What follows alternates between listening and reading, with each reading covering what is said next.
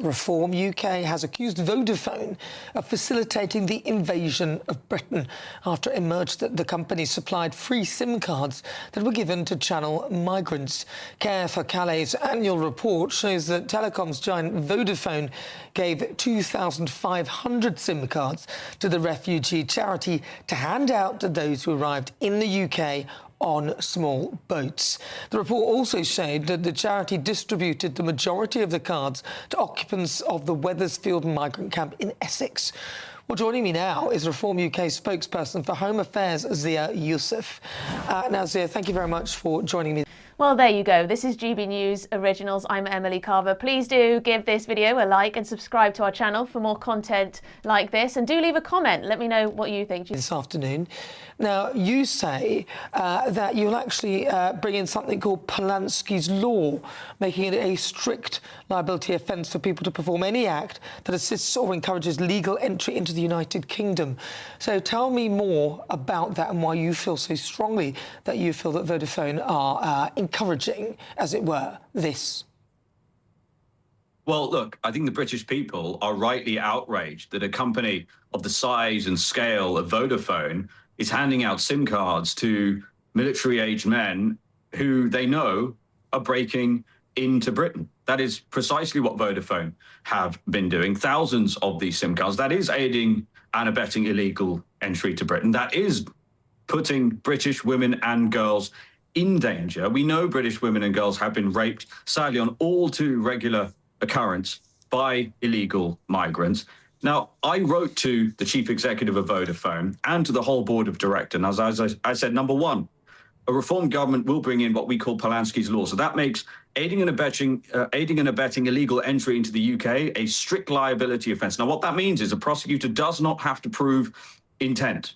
They will only have to prove that the actions actually happened anywhere inside the organisation. And the result of which, if Vodafone did this thing under a reform government, is the whole board of directors would go to jail. So that's the first point.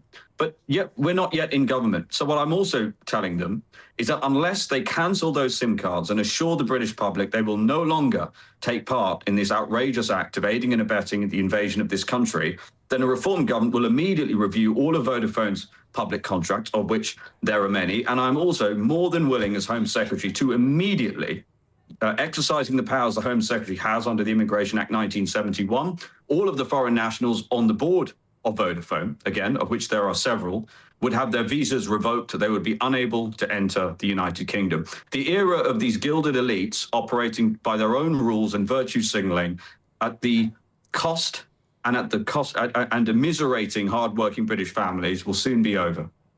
Well, some might say that those who are on the board of directors might not actually have any power to change that, so they might have to go along with this even if they disagree with it. And they may also be, potentially been born in this country, but ultimately were foreign nationals, I guess, in a sense. So some might say that, well, what if the board of directors, they don't all have power to change things? They do, Banana, they do. Look, I've served on boards before. I came from the world of business. I'll tell you the one group of people who can and should be held responsible for the action of Vodafone are the board of directors. And by the way, the legal mechanism we're talking about here is not novel under English common law. It is exactly the same legal mechanism that, for example, governs financial crime. It's exactly the same standard, that strict liability standard. That's not something we invented. It already exists. What we're saying is serious financial crime should be, look, aiding and abetting the illegal entry into this country, endangering British women and girls, undermining our rule of law. I think that's an outrageous thing for any company to do, let alone a company the size of Vodafone. I'd encourage, frankly, all of your viewers who currently are customers of Vodafone, given that Vodafone are doubling down, perhaps reconsider whether you want to be a customer and funding this sort of nonsense. But now, I'm afraid the board of directors are directly responsible and they will be held accountable by a reform government for their actions. OK, but then, you also mentioned, and I know this is an argument people often say, but I have to put it to you, that British women are raped by British men as well, So I hear what you're saying, that we are importing more, but some might argue that, well, it's all very well for you to say that, but the majority of rapes have happened by British men, actually, not people who've arrived here via dinghy.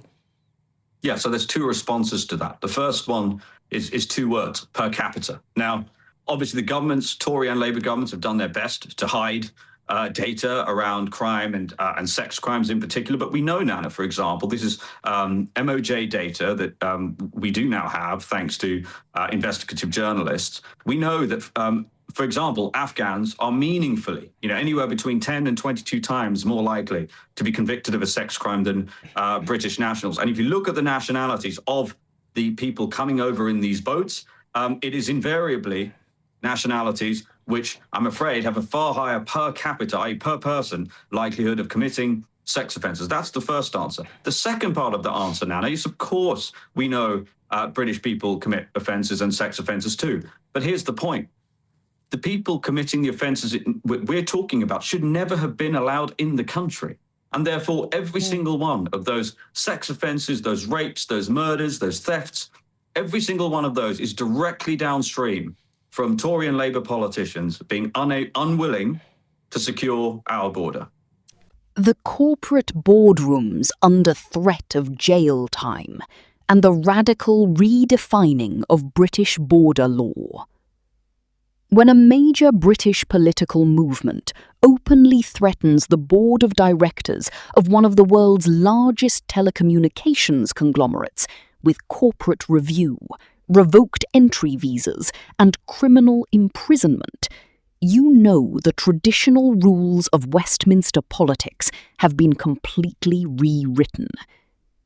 Welcome to Britain Underneath, the place where we dissect the political undercurrents shaping the realm with clarity, sharp analysis, and zero establishment filter. If you value deep, independent political commentary that cuts through the parliamentary noise, take a brief moment right now to hit that subscribe button, ring the notification bell, and join our growing community of discerning viewers, because it genuinely helps this channel continue bringing you the real stories behind the headlines. Now, let's explore this unprecedented political showdown. The political establishment in London is currently grappling with a proposed piece of legislation that has sent shockwaves through both corporate boardrooms and non-governmental sector headquarters across the country. Proposed under the moniker of Palansky's Law by Reform UK Home Affairs spokesperson Zia Youssef, this measure seeks to fundamentally alter how the United Kingdom approaches corporate accountability regarding unauthorised border crossings. At its core, the proposed statute introduces a strict liability standard for any act deemed to assist or encourage unauthorised entry into the United Kingdom. Under traditional criminal jurisprudence, prosecutors must demonstrate both an action and a mental intent to commit an offence. A strict liability model completely removes the requirement to prove intent, focusing solely on whether the act took place and yielded a specific outcome. The immediate catalyst for this escalating standoff involves telecoms giant Vodafone and charity organisation Care for Calais. Annual filings disclosed that thousands of prepaid mobile SIM cards were provided through charitable connectivity initiatives to individuals residing in migrant processing sites, including the facility at Wethersfield in Essex.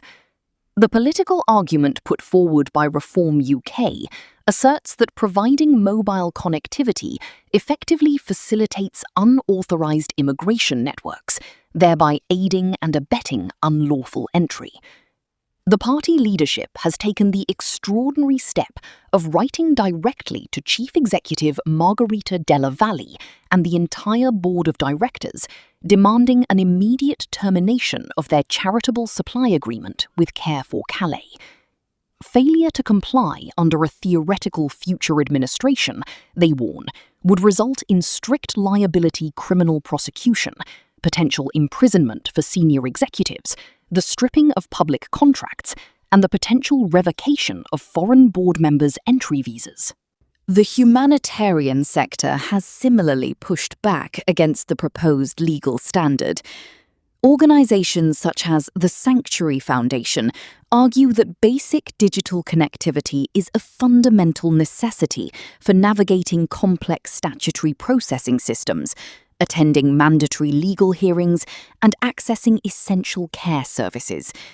They caution that criminalising third-party charitable activity creates a dangerous legal precedent, potentially putting legal representatives, medical workers, and emergency assistance personnel at risk of prosecution simply for executing their professional duties.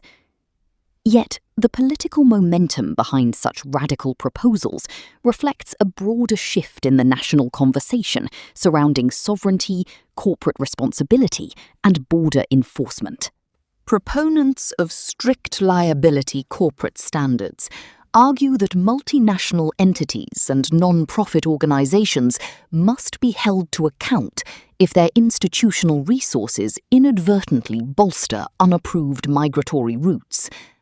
By framing the issue through the lens of national security and public safety, advocates contend that legal frameworks must adapt to prevent indirect institutional enablement of unauthorised crossings. They argue that applying financial and criminal pressure directly onto corporate executive boards is the only effective mechanism to ensure strict compliance with federal immigration policies. This dispute highlights a profound constitutional tension between state authority, corporate autonomy, and humanitarian mandates.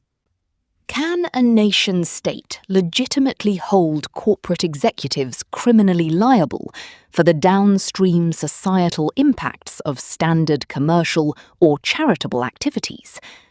Or does the imposition of strict liability risk overreaching state power, threatening economic stability and corporate governance standards?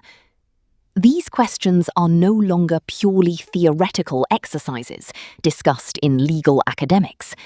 They are actively dictating frontline party manifestos and national media narratives. As Westminster continues to navigate these complex challenges, one thing remains entirely clear. The traditional political consensus on corporate conduct and border security has fractured. The debate over Palansky's law represents a pivotal moment in contemporary British politics, testing the limits of legal policy and corporate accountability in an increasingly complex world.